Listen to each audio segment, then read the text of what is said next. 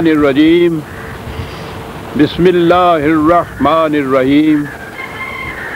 عزیزان من، آج جولائی 1982 کی 2 تاریخ ہے اور درس قرآن کریم کا آغاز سورہ قاف کی آیت 25 سے شروع ہو رہا ہے۔ 50/25۔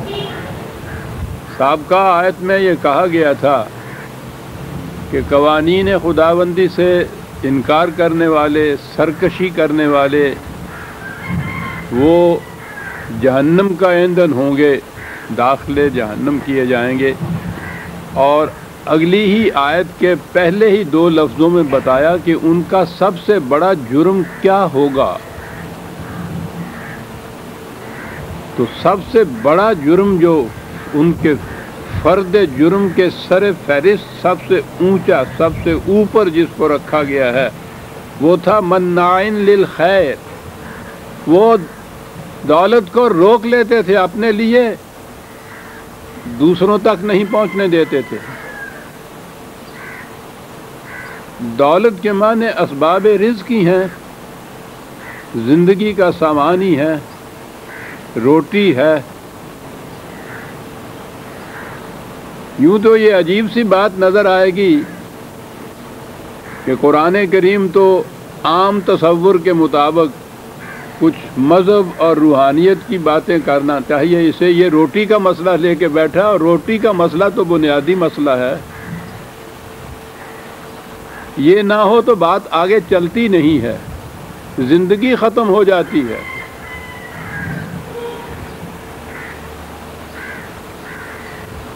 ہے تو ہمارے پنجابی زبان کا ہی محاورہ، جہدے ٹھڈ چ نہیں روٹیاں اودیاں ساریاں گلاں کھوٹیاں، تے جہدی کوٹھی چ دانے اودے کملے بھی سیانے۔ قرآن حقائق کو نظر انداز نہیں کرتا۔ وہ تصوراتی مذہب نہیں ہے کہ آپ کو آسمان کی بلندیوں پر لیے جائے اور زمین پہ پاؤں نہ ٹکنے دے۔ اس نے بڑی اہمیت دی ہے روٹی کے مسئلے کو، پہلا مسئلہ یہ بتایا ہے اس نے۔ وہ لوگ جو اپنی ضرورت سے زیادہ اکٹھا کر کے روک لیتے ہیں، وہ کہتا ہے یہ کسی دوسرے کا حصہ تھا نا، اسے محروم کرو تو یہ آ سکتا ہے نا تمہارے پاس، ورنہ اگر یہ سب کے لیے مساواتی طور پہ دے دیا جائے ہر ایک کو اس کی ضرورت کے مطابق، سوال ہی نہیں ہے کہ تم اتنا اکٹھا کر سکو۔ تو یہ ظلم ہے انسانیت کے اوپر۔ اور یہ جتنا بھی یہ پیدائش کے ذرائع ہیں، زمین ہی سب سے بڑا ذریعہ پیدائش ہے، یہیں سے سامان زیست پیدا ہوتا ہے، اسی میں سے باقی معدنیات وغیرہ نکلتی ہیں۔ اس نے کہا کہ یہ سارے انسانوں کے لیے بلکہ تمام جانداروں کے لیے ذریعہ رزق ہے، ہر ایک کو اس کی ضرورت کے مطابق اس میں سے پہنچنا چاہیے۔ جو سمیٹ کے اپنے لیے رکھتے ہیں وہ دوسروں کو ان کے حصے سے محروم کر دیتے ہیں، اور یہ سب سے بڑا ظلم ہے۔ یہی چیز ہے کہ جسے اسلامی نظام کہا جاتا ہے، اسلامی مملکت کہی جاتی ہے، اس کی پہلی پہچان یہ ہے حضور نبی اکرم صلی اللہ علیہ وسلم کی حدیث کے مطابق کہ اس میں رات کو کوئی فرد بھوکا نہیں سوتا۔ اور حضرت عمر رضی اللہ تعالیٰ عنہ کے ارشاد کے مطابق لیا جائے تو وہ انسانوں کو ہی نہیں لیتے، وہ کہتے ہیں اس مملکت کے اندر تو ہر جاندار کے رزق کی ذمہ داری مملکت پر ہے۔ اگر فرات کے کنارے ایک کتا بھی بھوک سے مر گیا تو اس کا مواخذہ عمر سے ہوگا قیامت کے دن۔ یہ چند قوانین نافذ کرنے کی بات نہیں، پہلی چیز جو ہے، بنیادی چیز یہ ہے وَلَقَدْ كَرَّمْنَا بَنِي آدم، ہر انسان کی عزت انسان ہونے کی جہت سے۔ جہاں کسی انسان کی تذلیل ہو، سوال ہی نہیں، اسلامی نظام تو ایک طرف، اس کا سایہ تک بھی وہاں نہیں آ سکتا۔ دوسری چیز یہ ہے کہ کسی انسان کو کسی دوسرے انسان پر حق حکومت حاصل نہیں ہے۔ اور اگلی چیز یہ ہے کہ اس معاشرے میں کوئی فرد بھوکا سوتا نہیں ہے. اس لیے تفصیل میں جا نہیں سکتا، وقت تھوڑا ہوتا ہے. آپ دیکھنا چاہیں تو میری کتاب نظام ربوبیت دیکھیے، جس میں نے بتایا ہے کہ قرآن کریم نے کس قدر زور دیا اس چیز بنیادی مسئلے پہ کہ ہر فرد کو سامان زیست ملنا چاہیے اور اس میں اس کی تذلیل نہیں ہونی چاہیے، ذلت کے ساتھ نہیں. رزق کریم ملنا چاہیے، عزت کی روٹی ملنی چاہیے ہر فرد کو. اور اسی لیے اس نے سب سے بڑا جرم جو گنایا ہے وہ ہے مناع للخیر، روک لینے والے اس چیز کو کہ دوسروں تک نہ پہنچے. اتنی ہی چیز نہیں، پہلے بھی جب کبھی یہ موضوع آیا ہے تو میں نے پیش کیا ہے 2-4 حوالے کم از کم ہر بار دہرانے پڑتے ہیں کہ اہمیت کا تقاضا یہ ہے.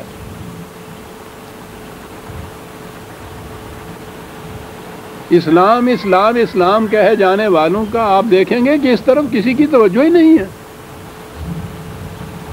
کہ بنیادی مسئلہ جو ہے، جس کو بنیادی حقیقت قرآن تسلیم کرتا ہے اور کہتا ہے یہ ہے بنیاد اور اصل اس کی.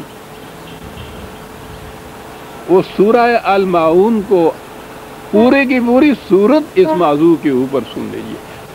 ارأیت الذی یکذب بالدین، کیا تو نے اس کو بھی دیکھا، اس کی حالت پہ بھی غور کیا ہے جو دین کو جھٹلاتا ہے، انکار نہیں کرتا.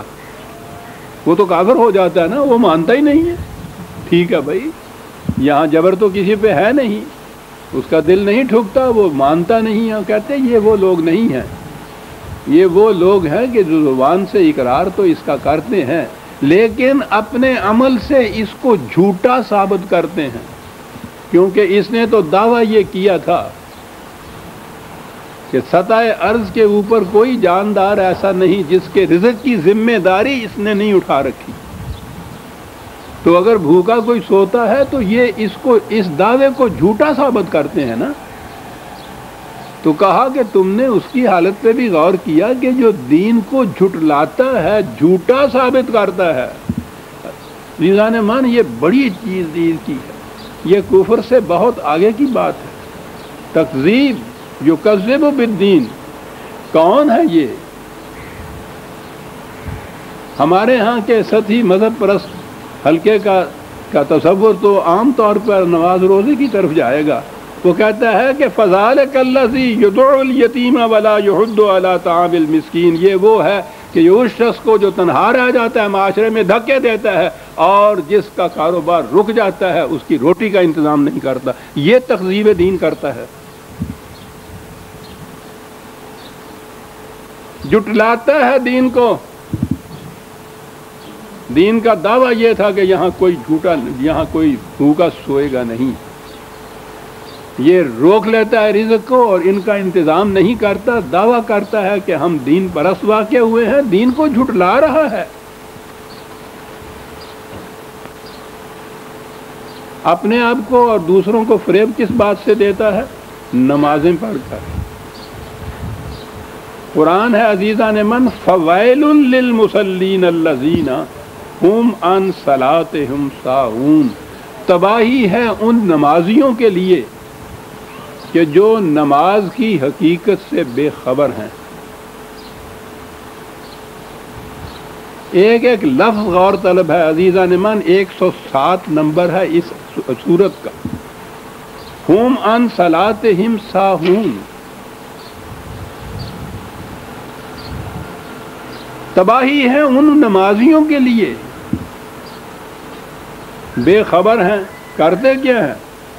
الذین ہم یراؤن، وہ سمجھتے ہیں کہ یہ جو اٹھنا بیٹھنا، رکوع سجود قیام، یہ جو چیز نقل و حرکت جو دیکھی جا سکتی ہے، وہ سمجھتے ہیں اس کا نام ہے نماز.